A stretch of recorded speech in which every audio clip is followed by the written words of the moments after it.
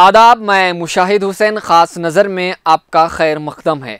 कर्नाटक में लगातार मुस्लिम आइडेंटिटी को ख़त्म करने की कोशिशें हिंदुत्व तंजीमों की तरफ से जारी है।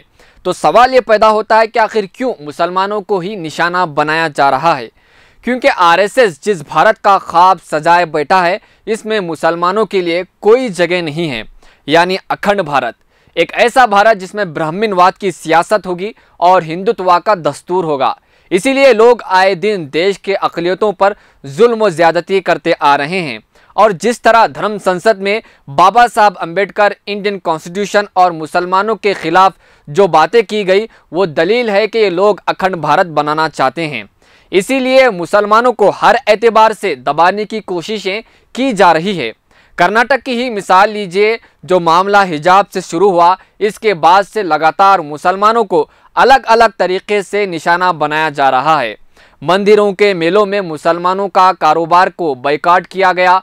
मंगलूर, उडुपी, शिमोगा, बेंगलुरु के अलावा दूसरे अजला में भी, दूसरे डिस्ट्रिक्ट्स में भी मुसलमानों के दुकानों का बायकॉट किया गया।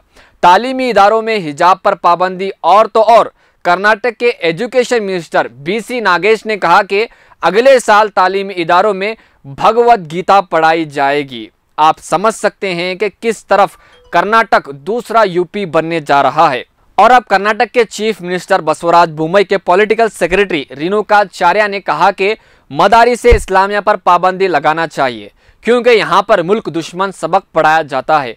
और साथ ही साथ इन्होंने कर्नाटक के वजीर आला बसवराज बोम्मई और एजुकेशन मिनिस्टर बीसी नागेश से भी ये मुतालबा किया है कि मदारिस पर पाबंदी लगाना चाहिए।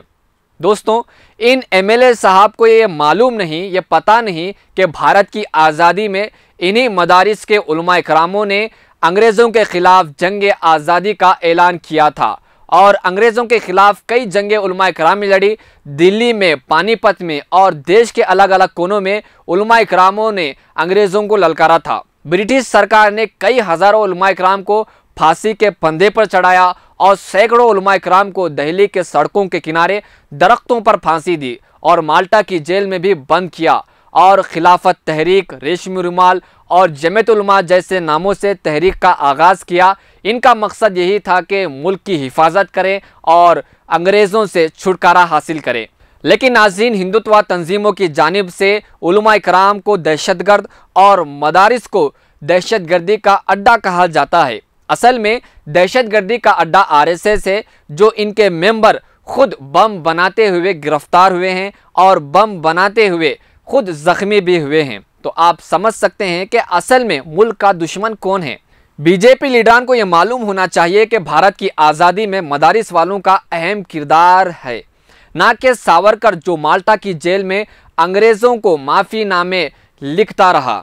तो दोस्तों, हमें समझना चाहिए कि इन बीजेपी लीडरान और हिंदुत्व तंजीमों ने आए दिन मुसलमानों के इदारों और मुस्लिम लड़कियों के ख़िलाफ़ आए दिन एक नया प्रोपेगेंडा के ज़रिए मुसलमानों के ख़िलाफ़ साजिश रचने की कोशिश कर रहे हैं। तो हमको चाहिए कि इन साजिशों का मुकाबला करें और इनका मुंह तोड़ जवाब दें। तो दोस्तों, अभी तक हमारा चैनल मिल्ली डाइजेस्ट सब्सक्राइब नहीं किया तो ज़रूर सब्सक्राइब करें और साथ ही साथ हमारे तमाम सोशल मीडिया हैंडल्स को फॉलो करें। मज़ीद ख़बरों और तफसीरों के लिए देखते रहें मिल्ली डाइजेस्ट।